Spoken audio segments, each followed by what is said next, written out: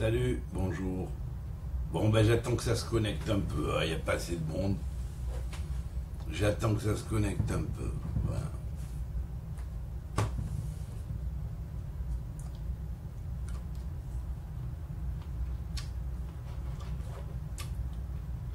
À la santé.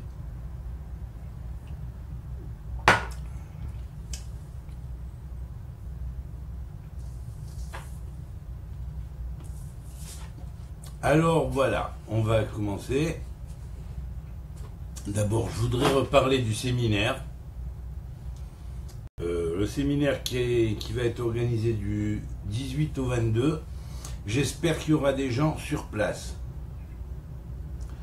C'est plus important le contact direct. Du reste, peu importe le nombre de personnes qui viendront, il faudra qu'il y ait une cotisation, parce qu'en plus il va y avoir à boire, à manger, donc c'est normal. Et puis il faut savoir que ceux qui vont suivre ce séminaire d'études, il leur est certifié que après qu'il ait suivi, ils pourront commencer à comprendre directement à la source mère le message que la Torah délivre à Israël et à toute l'humanité. Donc c'est important parce que c'est une formation et je vais procéder d'une manière très pédagogique et sans sortir des sujets et d'une manière peut-être que j'ai pas l'habitude de discuter en bâton rompu ou quoi. Donc là il faudra suivre un ordre avec un programme précis et pas dévier du programme. Donc ça c'est le but de ce séminaire, c'est de former des membres réels qui vont pouvoir ensuite agir et transmettre le message et retransmettre le message, parce qu'il s'agit bien là et ici du message de la fin des temps qui est extrêmement important, puisque c'est lui qui va, on pourrait dire, retourner la face de notre humanité d'une manière positive. Voilà. Donc, on va y apprendre les bases et les clés pour comprendre tout l'universalisme, toutes les clés reliant la Torah au monde universel, à la connaissance universelle, à toutes les sciences et également à toutes les sagesses existantes ou ayant existé et qui existeront. Donc, c'est hyper important de connaître comment fonctionne cette clé, parce que ça va être la clé d'abord de soi-même, de la découverte de soi-même, de la découverte de on pourrait dire, de ce que va être l'avenir de l'être humain dans sa fonction et sa réalisation spirituelle. Et donc ça c'est tout notre programme, hein. C'est le programme de l'avenir de l'être humain, qui est en fait la base de la raison pour laquelle l'être humain a été créé, conçu par Dieu. Voilà, donc maintenant, au-delà des polémiques de clocher, ou d'autres choses d'ailleurs, au-delà des scléroses qu'on pourrait avoir dans une vision partielle des choses, on cherchera avant tout la relation de la tradition de la Torah en tant que tradition absolument universelle et donnant la base du tikkun de l'être humain à Israël, qui est en fait le médiateur pour accéder à cette réalisation ou cette humanité nouvelle et à venir, qui marche dans le sens que Dieu voudrait pour intégrer dans son royaume. Alors bien sûr, il est évident qu'ici il faut se préparer. Alors bien sûr, vous avez suivi des cours, mais c'est des cours, disons, vous pouvez voir sur YouTube mes conférences, mes cours, tout cela. Bien sûr, c'est des données, des fois on pourrait ne pas s'y retrouver parce que c'est pas classifié. Il y a quelqu'un qui m'a proposé gentiment de préparer un site où tout soit bien classifié. J'espère que ça va se faire avec l'aide de Dieu. Donc bien évidemment, à partir de ce moment-là, ce sera beaucoup plus facile de classifier les choses par thème, d'avoir d'avoir comment dirais-je, un programme, et puis de savoir que bon, ben, on se forme comme ça, un premier niveau, puis après on continue, et on peut toujours continuer parce qu'il y en aura toujours pour maintenant et pour le futur. Voilà. Donc ça c'est la base. À partir de ce moment-là, on a la clé des textes, et une fois qu'on a la clé des textes, on peut lire tous les textes qu'on veut, on comprendra. Voilà, on saura comment les aborder. Voilà. Bien maintenant, la seule chose qui manquera peut-être, c'est les langues. Ceux qui ne connaissent pas l'hébreu, ce sera difficile. Bon, ben, ils devront au fur et à mesure peut-être apprendre l'hébreu. Et puis, sinon, se référer à des personnes qui connaissent l'hébreu, voilà, ou à des traductions aussi bien. Voilà. Alors, bien sûr, je vais vous donner maintenant le programme simplifié, disons, du séminaire. C'est un exposé général donc sur la clé du Tanakh, qui va expliquer les langages qui sont et les sciences qui sont liées à cette clé. En quoi la clé tanakhique, la clé du Tanakh, donc de la Torah, des Nevi'im et des Ketuvim, qu'on appellerait la Torah, les prophètes et les hagiographes, qu'on appelle aussi la Bible, hein, en quoi la codification de cet enseignement est vraiment la clé de toutes les sciences et les langages à venir. Voilà. Alors maintenant, langage en parlant au niveau spirituel et ésotérique. Alors bien sûr, aussi bien que finalement les mots principaux de la plupart des langages terrestres sont identifiables d'après une cabale phonétique en hébreu, grâce à l'hébreu. Alors bien sûr, donc ça c'est le premier cours. Après, donc il y aura un autre qui va être sur, ça c'est pour le 18. Il y a un espace d'une heure entre la fin d'un cours et l'autre où les gens peuvent débattre entre eux s'ils veulent, ou sortir prendre un cours, ou faire ce qu'ils veulent. Et puis après, bon il y a le cours suivant qui va être quels sont les 3 grands langages de la Torah. Et le 4e, il y a un 4e langage qui en est dérivé, c'est-à-dire association des 3. Et quel est leur effet positif sur le fait de les connaître et de les savoir sur le cerveau humain, car certes les connaître construit le cerveau humain. Alors maintenant, dans sa spiritualité déjà, et puis après dans son matérialité, c'est-à-dire que le cerveau matériel suive le plan du cerveau spirituel. Alors ensuite, il y aura le lendemain, donc le 19. Voici la base simplifiée des conférences du 19, des 3 cours du 19.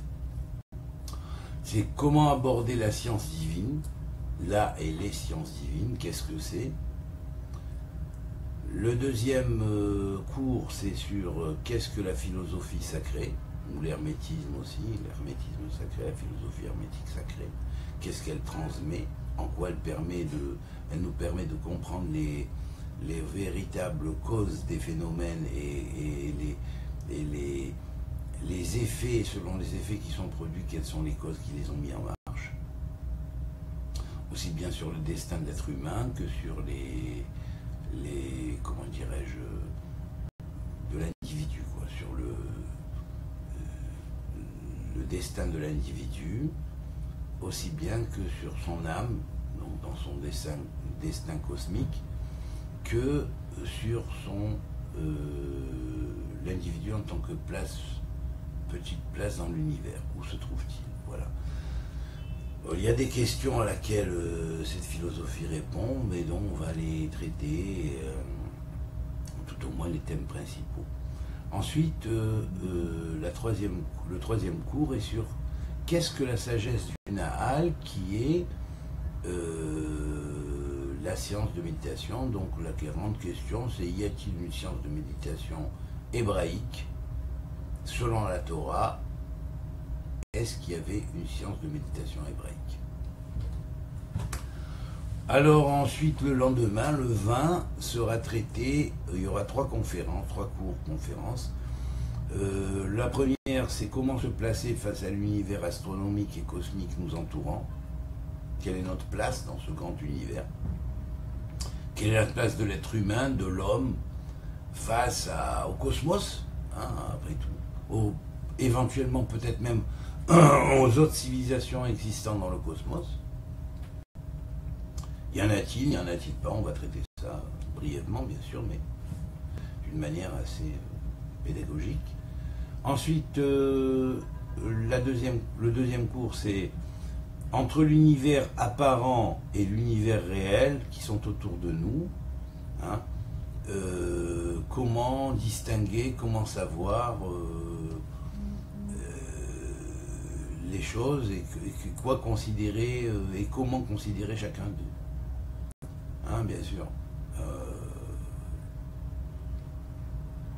On voit là, apparemment le soleil qui nous tourne autour, alors qu'en fait avec la Terre nous tournons autour du soleil. Pourquoi c'est comme ça? Pourquoi il y a un mouvement apparent et un mouvement réel? Voilà. Pourquoi cette conscience-là a été mise en nous? Ensuite, le cours qui suit, c'est détermination karmique et individuelle et mondiale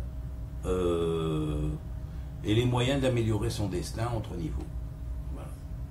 Le destin de l'individu au niveau de la vie qui passe, le destin de l'individu au niveau karmique, c'est-à-dire dans le lien de cause à effet qui peut exister entre son incarnation et les incarnations précédentes, et le destin de l'individu face à on pourrait dire,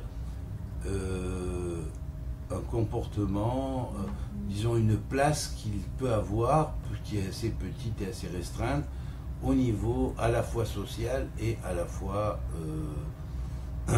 d'ordre géopolitique, selon le pays dans lequel il vit, et selon ce qui se passe dans ce pays, et les influences de l'État, et du gouvernement, ainsi de suite, sur les individus. Voilà. Alors bien sûr, le 21, il y a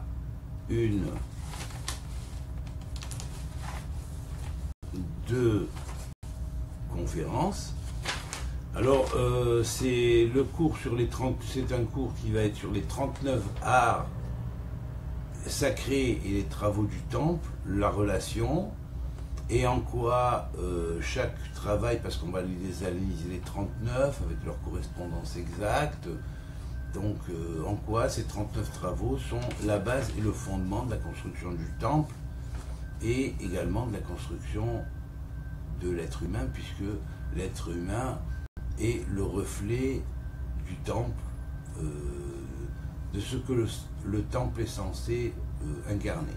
Puisque le temple va représenter l'élément intermédiaire la construction intermédiaire entre l'être humain et le monde spirituel, Dieu, et le monde spirituel, le cosmos. Donc, en quoi dans le temple, il y a une relation directe avec tout ce qui est dans le macrocosme, dans le grand monde, dans le grand univers qui nous entoure.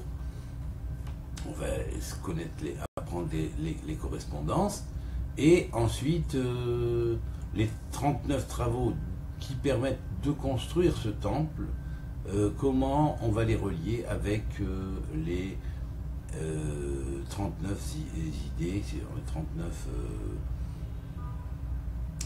comment dirais-je, les 39 métiers divins pour construire son univers.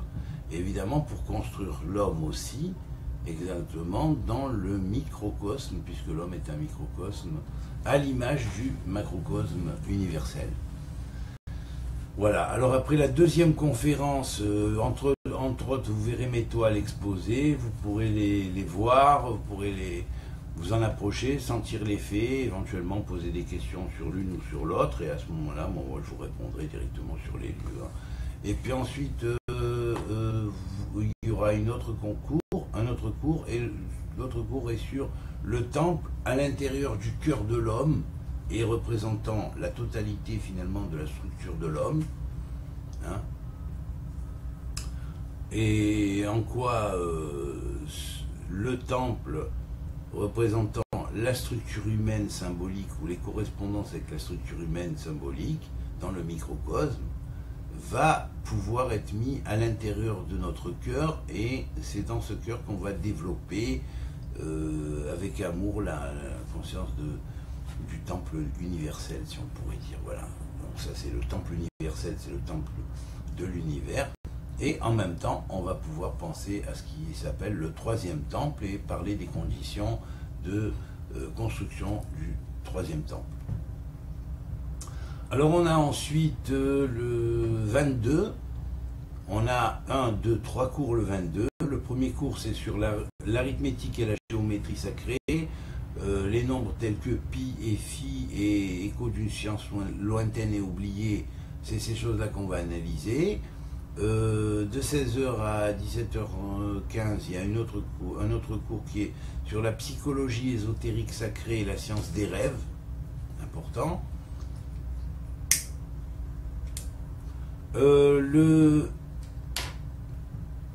Ensuite, il y a un autre cours qui est sur les sciences naturelles sacrées selon la tradition kabbalistique, comment elle nous les a transmis.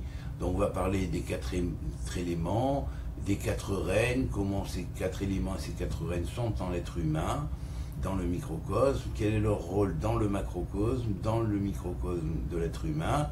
On va parler du 5e élément qui est en relation avec le 5e règne, ou le futur et l'évolution de l'être humain. On va parler des 5 sens intérieurs et extérieurs. Voilà. Alors ensuite, la 3e conférence, c'est le plus chargé, c'est le 22, hein, c'est le dernier, le 21, pardon. Le 22, excusez-moi, c'est le 22. Donc c'est le dernier jour, c'est jeudi. Alors il y aura bien sûr, on va parler des médecines sacrées dans le 3e cours.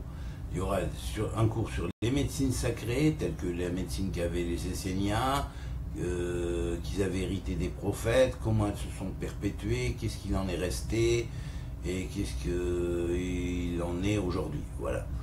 Alors comment mettre en action ces médecines sacrées, comment arriver effectivement à les recevoir et comment peut-être les travailler. Et ça, c'est, je dis rien que cette branche-là, c'est une branche du futur de tout un séminaire entier. Voilà, on verra pour le futur. L'apprentissage de ces techniques. Et puis ensuite, bon, voilà, c'est disons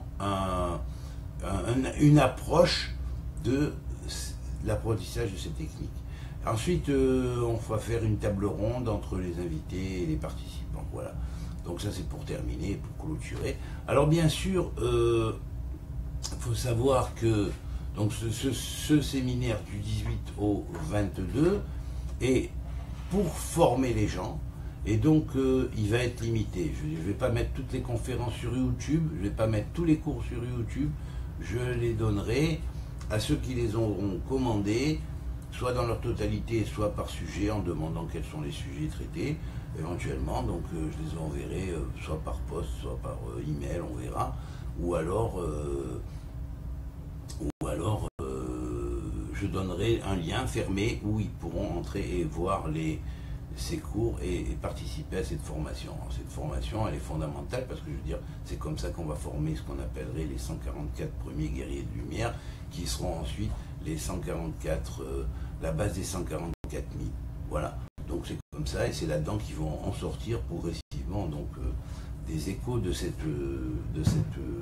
séminaire par la suite, et de la continuité, perpétuité, de traiter ces sujets et de les approfondir et de refaire d'autres séminaires qui sont toujours basés sur la même structure, mais dans l'approfondissement de chacun des cours qui est donné.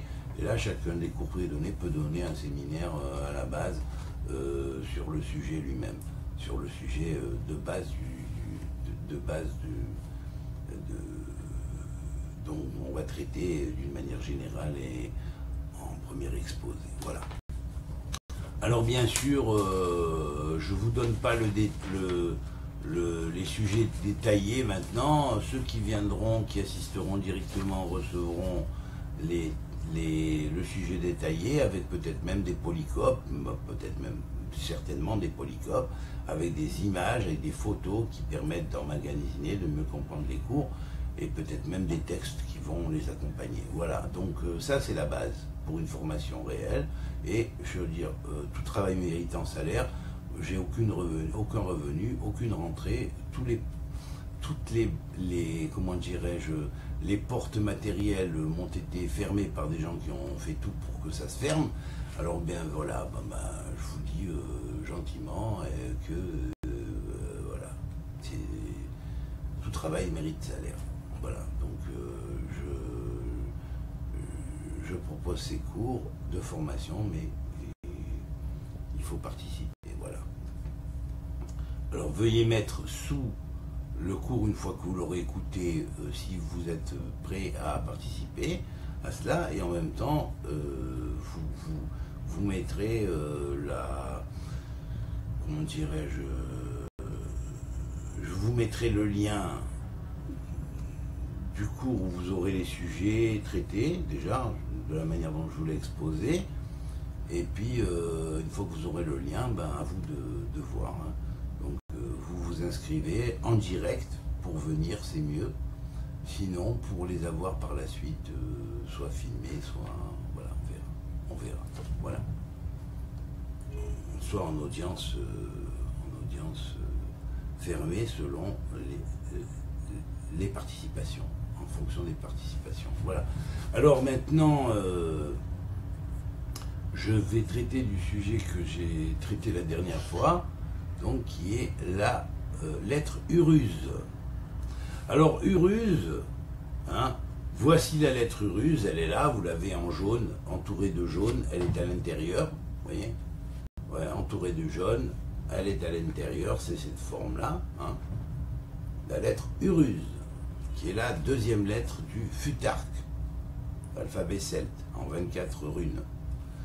Alors bien sûr, vous savez, le livre d'Enoch celte est parvenu au temps de Ram, fils d'Abraham, avec Ketura, qui est la première femme, enfin la deuxième femme qui était Agar, qui a été renommée ensuite Ketura, qui est la mère d'Ishmaël, et qui a donné 6 enfants qui ont été envoyés vers l'Inde, le Tibet et tous les pays extrêmes orientaux, Japon, Chine. Et donc Ram, qui est allé en Inde, est ensuite redescendu vers l'Europe, et à l'époque il y avait les Celtes, et il a donc transmis le livre que lui avait transmis Abraham, qui tenait depuis Hanoch, le grand initiateur, et dans ce livre d'Enoch, il y avait des secrets, et il a été toujours maintenu, il est toujours resté écrit en celte. Mais il y avait bien évidemment un enseignement oral qui a été transmis depuis cette époque. Alors bien sûr, à partir de là, on sait que la tradition d'Enoch, elle est une tradition qui s'est perpétuée par la suite, où on a dit qu'il y avait effectivement 24 tribunaux célestes. On va retrouver ça d'ailleurs dans le livre des morts égyptiens. On va retrouver ça dans l'Apocalypse de Jean avec les 24 anciens siégeant sur les trônes de justice.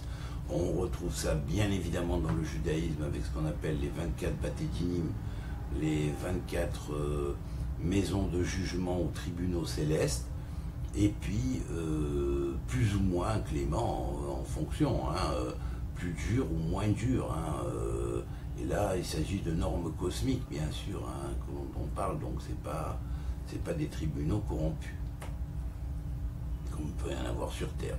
Alors, ensuite, on va retrouver ça également dans les 24 heures du grand jour de l'Éternel, et on va retrouver ça dans les 24 attributs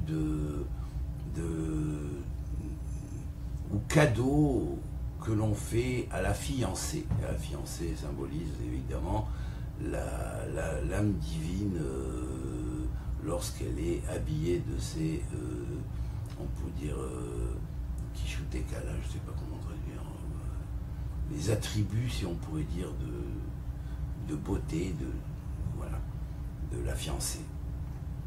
Alors la fiancée de l'esprit. Voilà. Alors bien sûr, l'âme, dans ses dispositions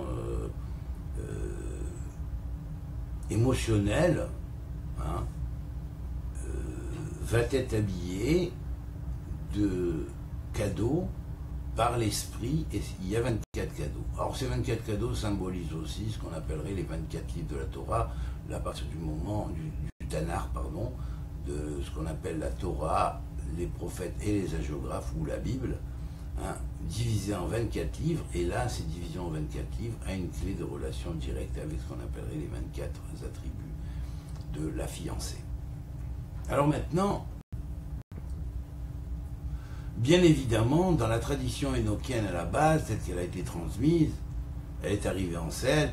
On sait que Hanor, chez les Celtes, donc on sait que Hanor a été le grand initiateur à toutes les doctrines des peuples.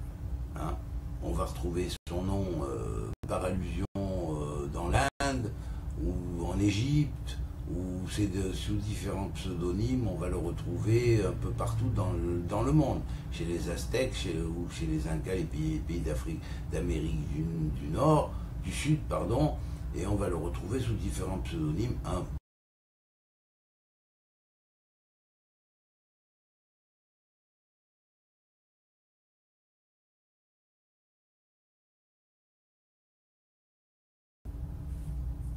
Alors bien sûr, ce même Hanor, ce même Enoch, va être, qui est né, on dit, en l'an 700 après Adam, ou après le début de l'humanité adamique, qui est reparti vivant dans le ciel à l'âge de 365 ans, c'est-à-dire en 1065. Et bien, à partir de 48 ans, il a commencé à exercer son sacerdoce et son pouvoir sur terre, et à transmettre ce qu'il avait transmettre de la tradition primordiale et l'adapter à la fois à l'Égypte sous la forme de la hiéroglyphique, aux Celtes sous la forme des lettres, des runes celtes. À Glosel, on a retrouvé des alphabets un peu spéciaux dont on ne sait pas trop identifier, avec des lettres un peu de plusieurs alphabets. On a retrouvé même des lettres de l'hébreu achorique, des lettres de l'hébreu carré, de l'hébreu antérieur qui s'écrivait avant, depuis Abraham jusqu'au Sinaï, et après le Sinaï, puisque jusqu'à même l'exil de Babel, il a été utilisé 2 alphabets différents, puis après a été adopté la souris, ou l'hébreu carré. On a retrouvé des lettres qui ressemblent à certaines runes celtes ou autres, hein, bien sûr celtes ou bien de Futarque ou d'autres, et d'autres lettres qui sont inexplicables. Tout cela mélangé, d'après le carbone 14, après datation, il y avait des écritures et des artefacts qui venaient il y a à peu près depuis 15 000 ans avant l'ère chrétienne, jusqu'à à peu près, pour les derniers, 3000, 4000 et 5000 ans avant l'ère grégorienne, donc calendrier grégorien. Donc c'est évident qu'il y avait à un moment donné une grande tradition incluant la totalité des lettres des alphabets, et aussi bien que des hiéroglyphes ou des idéogrammes pour la Chine. Mais bien évidemment, les langages ont été séparés, et on a donné à chaque peuple une partie de ce grand puzzle qui est le puzzle universel de la tradition primordiale. Et puis, mais ça a été classifié selon des clés que Hanor a adaptées depuis la tradition primordiale à ce qui a été transmis par la suite dans le cycle adamique, puisque le cycle adamique est appelé le cycle de Tikkun. Mais cette classification va permettre, grâce à la clé que la Torah va apporter, bien évidemment, la Torah de Tzion va apporter, eh bien, permettra de réinstituer la tradition primordiale, mais avec une possibilité de la comprendre mieux, pour la simple et bonne raison que toutes les lettres étant mélangées, c'était un peu trop vaste pour l'esprit humain à apprendre et à comprendre ce mélange des lettres. Donc il faut procéder en lettres séparées, en alphabet, et après on fera l'interactivité alphabétaire, mais ça, on n'y est pas encore. Voilà, enfin, l'humanité est loin de cela. Mais pour le moment, on va prendre une lettre qui est la lettre Urus, donc, que j'ai présentée ici. Voilà, la voilà ici en jaune, entourée de jaune, pardon. C'est la lettre qui est au centre, Urus, qui symbolise finalement l'énergie primordiale et émanant de la mer, si on pourrait dire. Et elle a des pierres, elle a des couleurs. Bon, sa pierre, c'est la pierre de lune ou l'azurite. Bien sûr, son arbre, c'est un arbre qui appartenait à la déesse mère, ou en fait à la force représentation mère. Et donc, sa représentation, c'est la représentation qui est liée à une force primordiale qui la précède, qui est le Féhu, qui est la lettre précédente du futarque, donc à la première lettre du futarque. Quel est le rapport avec l'ordre des lettres de l'alphabet hébraïque selon son agencement Aleph, Bet, Gimel par rapport à cela? Et apparemment il n'y en a pas, mais il y en a un très secret et très codé que bon, il faut bien connaître le puzzle et comment savoir placer chaque chose du puzzle de façon à bien comprendre comment cela se manifeste, parce que tout cela dérive d'une tradition originelle et primordiale qui était monothéiste à la base. Alors, donc, Urus, qui est la deuxième des lettres, va symboliser la mer. Selon la vocalisation de la lettre, bien sûr, c'est le V, le Vav, dans la tradition hébraïque. Donc, ce Vav-là est précédé, si on l'écrit Uruz, on va l'écrire comme ça, voilà. Alors, Uruz en français, Uruz. Là, vous l'avez en phonétisé tel qu'on la phonétise. On ne phonétise pas le U en U, mais on phonétise Uruz. Et Uruz, c'est très proche de Or-Raz en hébreu, mais aussi de Uzir, Uzur. Alors, Uzur, qui est Uzur? Uzurus, c'est Osiris. Alors, Osiris, dans la tradition égyptienne, va symboliser la force primaire en développement, le Vav conjonctif ou le Zeranpin, ce qu'on appellerait le petit visage en formation qui doit recevoir les pouvoirs et le lien avec sa mère qui va lui permettre son développement. Et bien sûr, il devra toujours fixer vers le soleil levant, vers le point du zénith du soleil. Alors on sait que, bon, bien sûr, si on regarde un axe, l'axe du monde, vous l'avez là en rouge, ici, l'axe du monde, c'est le point de zénith du soleil, vous voyez, le point où le soleil est au zénith, et le petit rond, c'est la Terre, en fait. Alors vous avez la Terre, vous avez l'axe du monde qui est le point où le soleil est au zénith. Mais ce point où le soleil est au zénith, en fait, si on le connecte avec le plus haut du ciel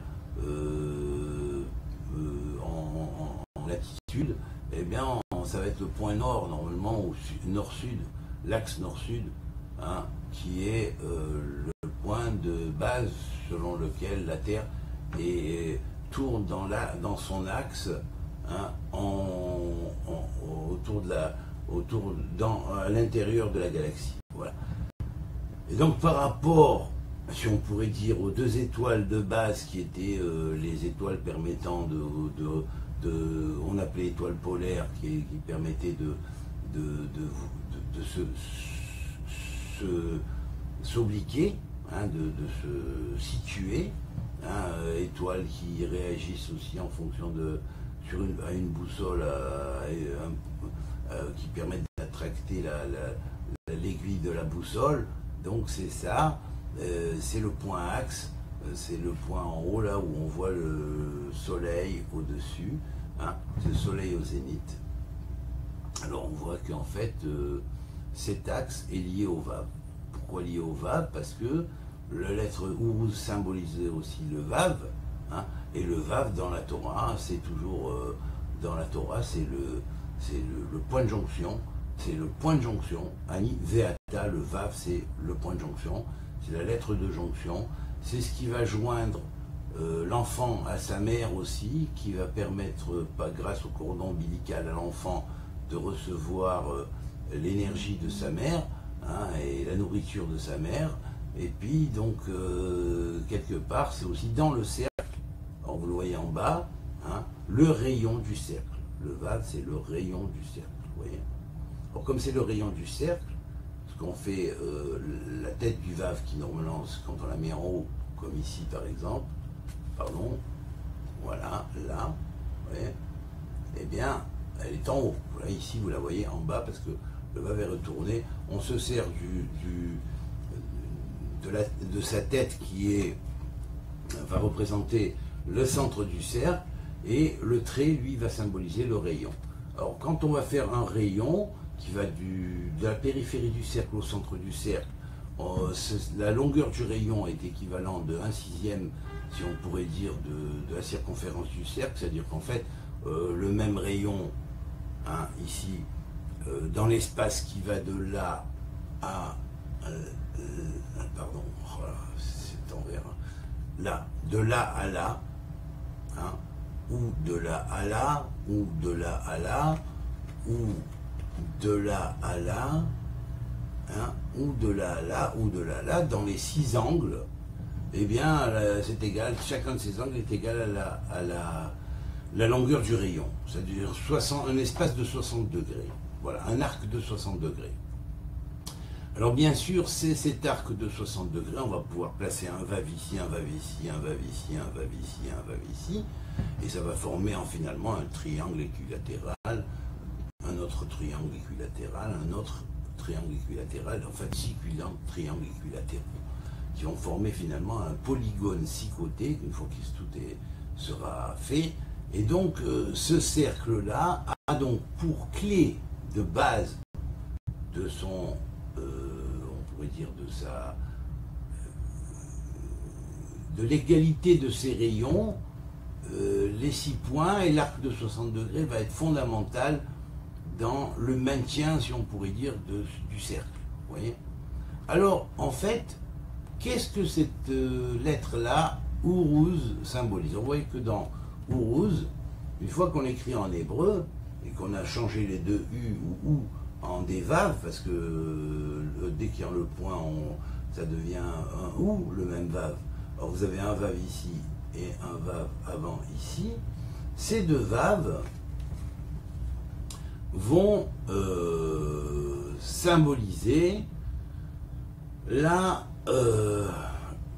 lettre Vav écrite complète, vous voyez, et donc ce Vav, une fois écrit complet, va donner le Vav ici qu'on a là, et le Vav ici qu'on a là, hein, voilà, ce qui sont la base du diamètre du cercle. Diamètre qu'on va retrouver dans la lettre Uruz ici, vous voyez, de là à là. Ouais, voilà. Or, si on trace un cercle autour de la lettre Uruz, vous voyez, comme là, j'ai tracé le cercle, il n'est pas très bien visible.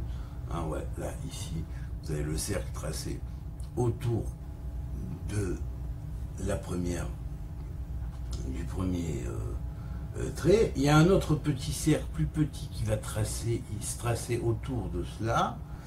Voilà, et il va y avoir un angle, hein, puisqu'il y a une partie de la lettre qu'on ne voit pas, mais je l'ai faite en rouge, on va y avoir un angle qui va être un angle de 24 degrés. Or, que représente cet angle de 24 degrés? Regardez la précision des anciens, regardez la précision de cette tradition établie à la base par Hanor, hein, c'est-à-dire que quand on prend 24 degrés et que on voit que c'est l'inclination de la Terre, ben, il faut bien s'imaginer que au temps d'Enoch, la Terre n'était pas encore inclinée de 24 degrés. Elle est devenue inclinée de 24 degrés après le déluge uniquement. Et pour quelle raison? Parce que un midrash nous relate que, un midrash, c'est-à-dire un texte allégorique nous relate qu'au temps du déluge, Dieu mit une claque à la terre. Symboliquement, cette claque à la terre, ça veut dire en fait une comète qui a frappé la terre et qui l'a dévié un peu de son axe d'épaule, et donc l'axe est dévié de 24 degrés. Exprimé symboliquement par ce 24 degrés qui est là, mais qu'on peut retrouver ici dans l'axe sud-nord, vous voyez, dans l'axe sud-nord ici, 24 degrés, 24 degrés. Alors donc, c'est permuté ici. Ça veut dire en fait que là, c'est le cercle de la Terre. Ici, il y a le cercle du cosmos qui s'agrandit. Hein. Bien sûr, ce trait qui va entre l'un et l'autre, le trait qui est là, le trait qui est là, voilà. Il s'agrandit, hein. Il peut s'agrandir, il peut devenir, voilà. Ouais, donc c'est. Alors effectivement, la lettre devient vivante et le symbole commence à parler. On est ici sur la Terre, on est en relation, on pourrait dire que la lame à l'origine, ou la lettre à l'origine, était plutôt comme ça. Je vais vous le faire. Attendez une seconde, oui, j'ai mis là, voilà. Je vais vous le faire en rouge. Elle était plutôt comme ça.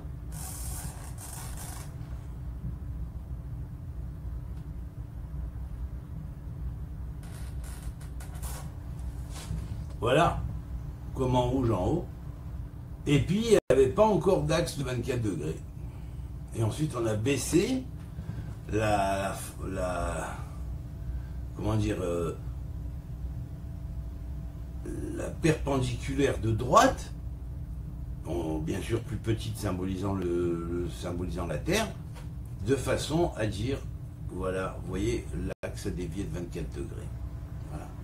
Alors, en fait, vous savez, les anciens, ils n'avaient pas besoin de parler énormément, ils donnaient un symbole, en réfléchissant sur ce symbole, on était capable plus ou moins, si on avait l'information complète et globale, d'ouvrir le puzzle et de comprendre pourquoi c'était comme ça. Voilà. Alors maintenant, je vais expliquer, grâce à la transmutation du fait que nous avons écrit Uruz, avec son origine Or-Raz, Uruz, Or, c'est la lumière, c'est Raz, c'est le secret caché, hein, c'est le secret caché de la lumière. Alors donc, vous voyez, vous l'avez ici écrit en hébreu, Oruz, vous voyez. Alors ce Oruz, c'est le secret caché de la lumière, c'est le secret fondement caché de la lumière. Et ces secrets cachés de la lumière, ben, c'est bien l'explication que donne plus ou moins sans rechercher l'origine, hein, cet enseignement sur la rune, c'est qu'on dit qu'en fait ça représente l'énergie mère, et l'énergie mère connectée, si on pourrait dire, au principe spirituel de l'enfant en développement. Voilà. Alors en fait, la relation ici, lorsqu'on connecte avec la tradition égyptienne, hein, on rétablit le puzzle dans sa totalité, et bien ça représentera Horus, qui lui va être fils d'Osiris et d'Isis. Isis représentera la mer, Osiris va représenter la relation directement à créer le principe du soleil, ou le principe axe du monde, et symboliquement c'est le principe du soleil de justice de la fin des temps, qui va apparaître avec les 24 anciens qui vont revenir pour juger le monde, et donc ça va représenter les 24 tribunaux célestes qui vont se mettre en action. Et donc voilà, c'est tout, c'est la sélection de l'humanité, c'est l'arrivée à la fin des temps avec la sélection de l'humanité. Et donc à ce moment-là, ceux qui sont prêts à être accouchés dans le monde spirituel vont y être accouchés, et puis ceux qui ne sont pas prêts à y être accouchés, ben, ils vont devoir attendre la prochaine session. C'est tout, c'est simple. Voilà. Alors, la bonne base, c'est de bien comprendre qu'en fait, tout est un. Hein, c'est un petit peu le secret de Yosef qui a décodé toutes les clés hiéroglyphiques de l'alphabet hiéroglyphique devant Pharaon, et qu'il est monté degré par degré vers le trône de Pharaon, et qu'une fois arrivé en haut, Pharaon, qui symbolisait l'Osiris céleste, ou le soleil céleste symboliquement, celui qui est héritier de Ré, le soleil céleste, et bien il lui a dit ouais, ça va, au-dessus de mon trône, il n'y aura personne d'autre. Mais c'est même pas moi, le représentant ou l'incarnation du Pharaon céleste, je vais pouvoir être au-dessus de toi, car tu es connecté directement avec le Pharaon céleste lui-même, qui est le Pharaon céleste, hein, ce qu'on appelle Paro d'Ikdusha dans la Kabbale, le Pharaon de sainteté dans la Kabbale. Voilà. Alors ce même Pharaon de sainteté, symboliquement, c'est lui qui est l'héritier de Hanor, qui est devenu Métatron, dont les runes celtes chantent la gloire de Dieu depuis longtemps, qui est la gloire de Yud Kevavke dans ses 3 premières lettres, Yud Kevav, qui n'est ni plus ni moins que le IAO celte, qui a résonné dans le Ungrund, hein, dans le rien. Il fait résider quelque chose, hein, et ouvrir les portes du tout au rien. Et donc, à partir de là, le Yish ou le Yesh est venu se placer pour actualiser la création, voilà. Enfin, ben, je sais que vous avez compris, mais pas tout, mais enfin, revisez au fur et à mesure, réécoutez, et puis plus tard, au fur et à mesure, ça va se mettre en place, et vous allez voir que tout se tient, et que tout est un, et que la tradition divine est absolument une, et que le puzzle est grand. Voilà, que Dieu vous bénisse, à très bientôt, et au revoir.